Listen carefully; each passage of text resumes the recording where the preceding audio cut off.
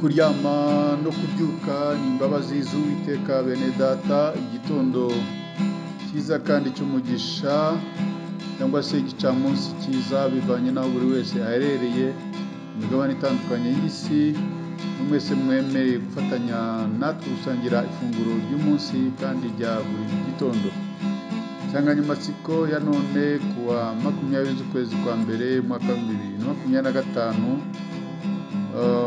kuwa mbere iragira iti uwababariwe byinshi akunda cyane, uwababariwe byinshi akunda cyane.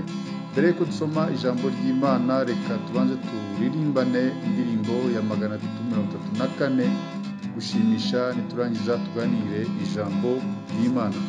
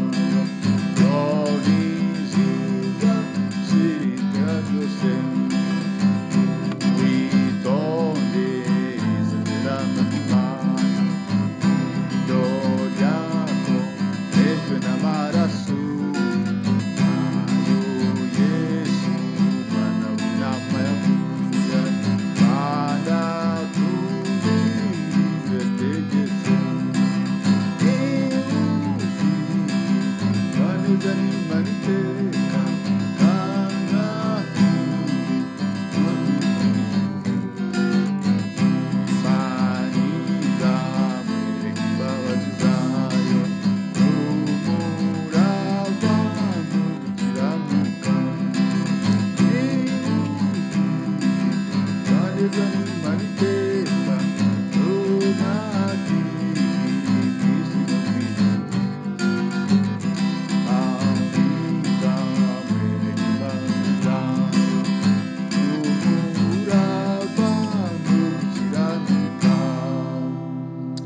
Haleluya, haleluya.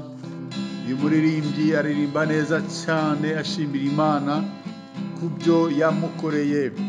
Twamaze kubona amagambo y'Imana hano avuga cyangwa se insanganyamatsiko igira iti uwababariwe byinshi akunda cyane. Reka dusome ijambo ry'Imana riri mu butumwa bwiza uko bwanditswe na Luka ibice 7 murongo wa 44 tugeze kuri 47.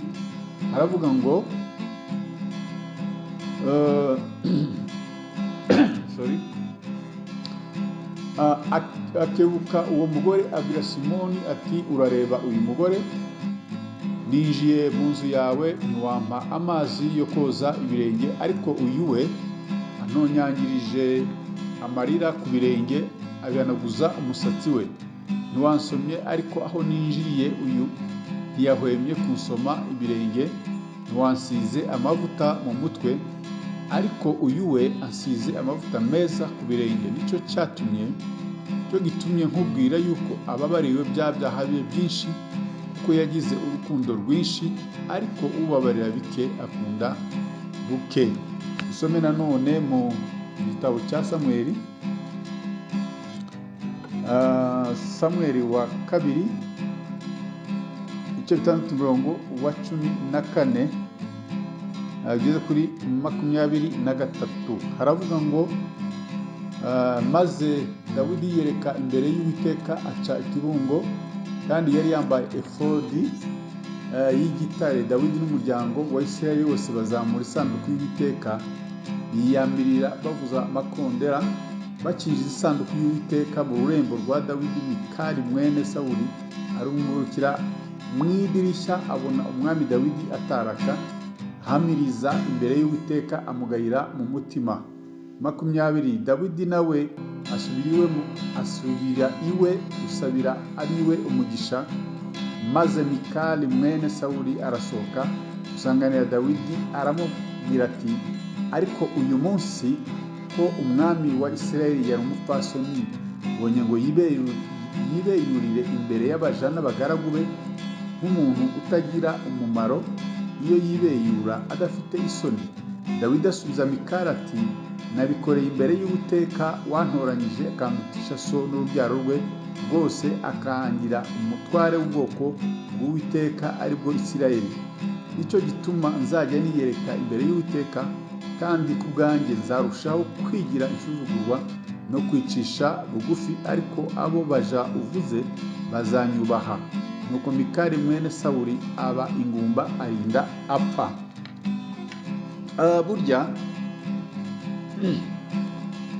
Burya kuzuye umutima gasesekara ku minwa. Iyo umuntu muri we huzuye amashimwe aba yumva yatangariza buri wese akavuga imirimo itangaza Imana iba yaramukoreye. Nubwo imbere y'amaso y'abantu hari ababibona ukundi bati uyu muntu ni ukwishongora, ati mbese niwe Imana ikorera ibitangaza gusa, kuki ibintu byose ashyira hanze? Burya nta kindi kiba kibimutera nuko aba yibutse ko hari igihe yagezemo akabura amaboko y'abantu ahubwo ay'Imana akaba ariyo agaragara. Burya uwababariye byinshi akunda cyane. Niyo mpamvu wa mugore w'umunyabyaha cyangwa se w'indaya umaze kumenya ko ababariwe ibyaha bye niko kugenda azana umukondo w'amavuta meza ameze nk'amadahano amusiga amavuta ku birenge. Yesu